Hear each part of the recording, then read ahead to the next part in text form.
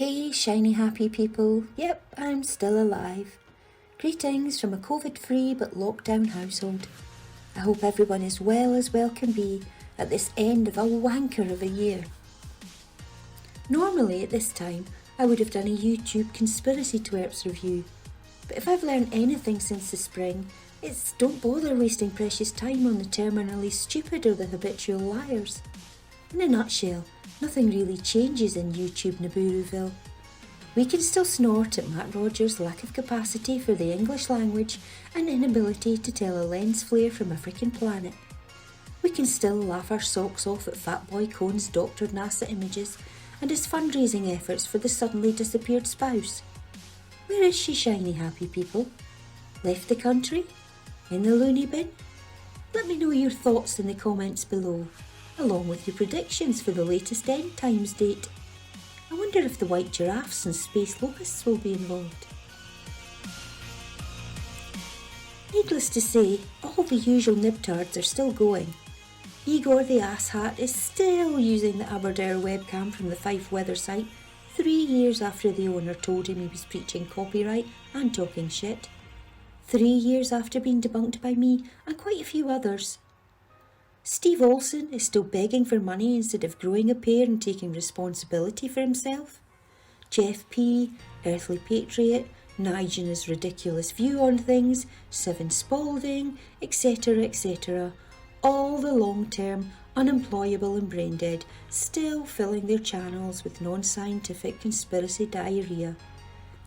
And then of course there is a whole new tribe of anti-vaxxers and anti-maskers and COVID deniers. Although YouTube is starting to do a reasonable job at eliminating those particular flavours of stupidity vomit. Brexit, Boris, Trump, Corona, poverty, inequality, burning, melting, misogyny, racism, pollution, modern slavery, I can't breathe.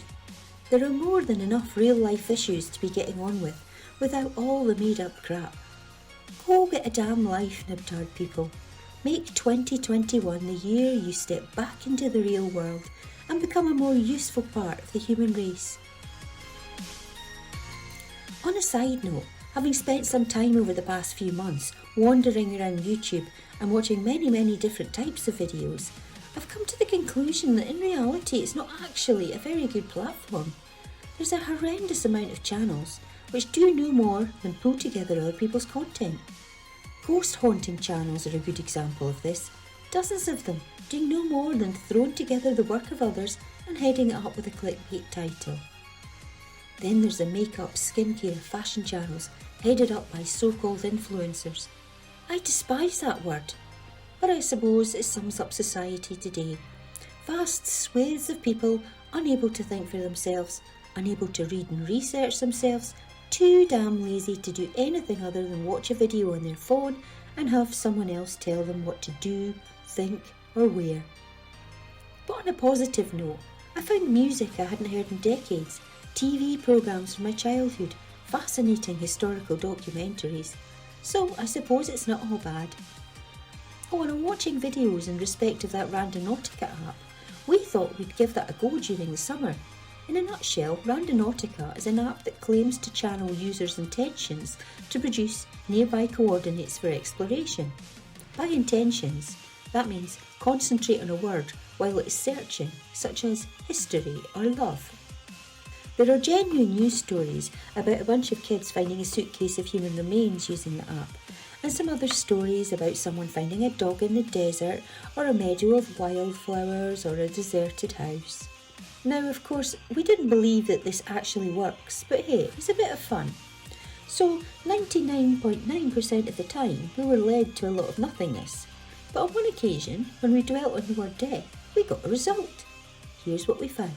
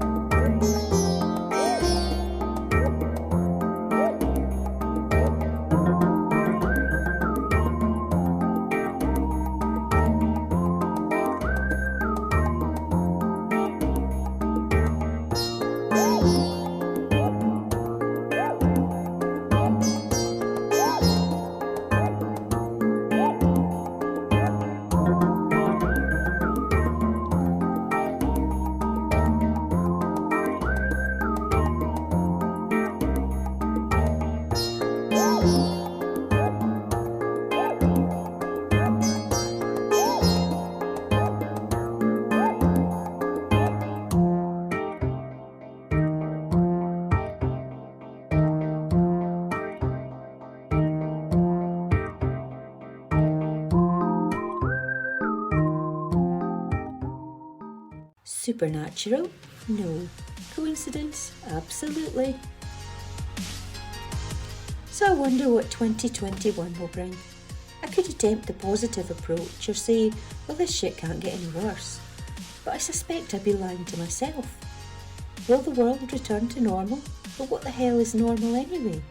It wasn't actually normal before coronavirus hit, was it? No, it was a seething mass of anger, division and stupidity with a me attitude.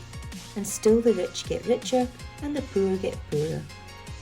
Maybe end times actually are coming, but not by space objects or disease or natural disaster or the hand of some imaginary bloke in the clouds, but simply by the greed and egocentricity of humankind. And whilst I don't want to end the year on such a low note, unfortunately, I am a realist. Be safe out there, shiny happy people.